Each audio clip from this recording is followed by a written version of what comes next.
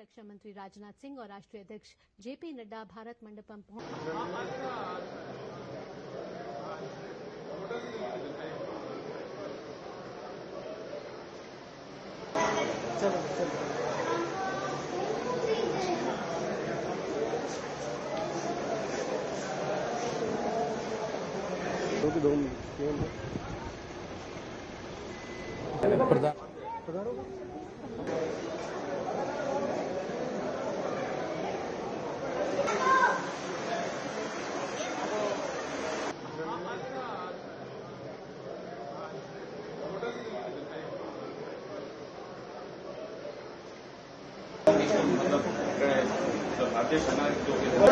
कोई नहीं आया, नहीं लेके जाओ। फिर लाखों को वापस जीवित किया और अपने वंशज है, बहुत परिवार है, हमारा चारण गरीब समाज है। अच्छा कर्म करेंगे तो आके चरणों में रहेंगे, बुरा कर्म करेंगे तो साइड में चलिए, यहाँ पे प्रधानमंत्री पहुँच रहे हैं तो क्या कुछ तैयारी पता की मंत्री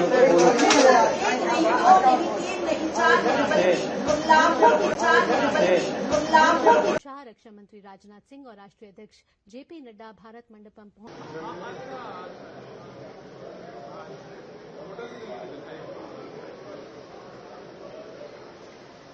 मैं आपके माध्यम से बता दूं, सबको बता दूं कि ये मूषक नहीं है, चूहों से अलग है। ये दिख रहे हैं, इनका शरीर जो बनावट है जो चूहों जैसी, इसीलिए हर एक इनको चूहा बोलते हैं, लेकिन ये काबा हैं और माता जी के वंशज हैं। करणी माता के जो छोटे पुत्र थे लाखन जी, उनकी कोलायत सरोवर में स्नान करने के पश्चात वो डूबने से मृत्यु हो गई थी।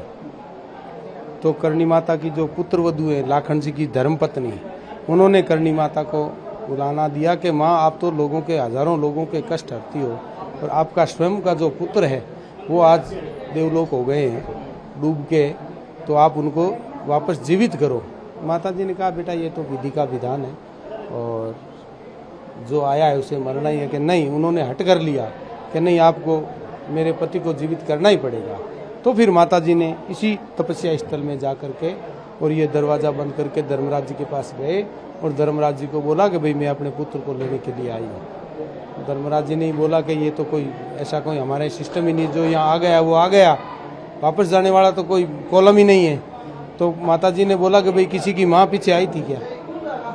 कोई आई तो नहीं, तो मैं तो अपने पुत्र को लेके जाऊंगी। तो फिर लाखन जी को वापस जीवित किया और जीवित करने के बाद हमारा जो देपावत परिवार है, हमारे जो वंश, माता जी के वंशज हैं, हमारे जो बुजुर्ग बड़े बड़के हैं, उनका जो मरते हैं उनमें से तो ये काबों के रूप में जन्म लेते हैं और इनमें से जो मरता है हमारे परिवार में, देपावत परिवार में जन्म लेता है।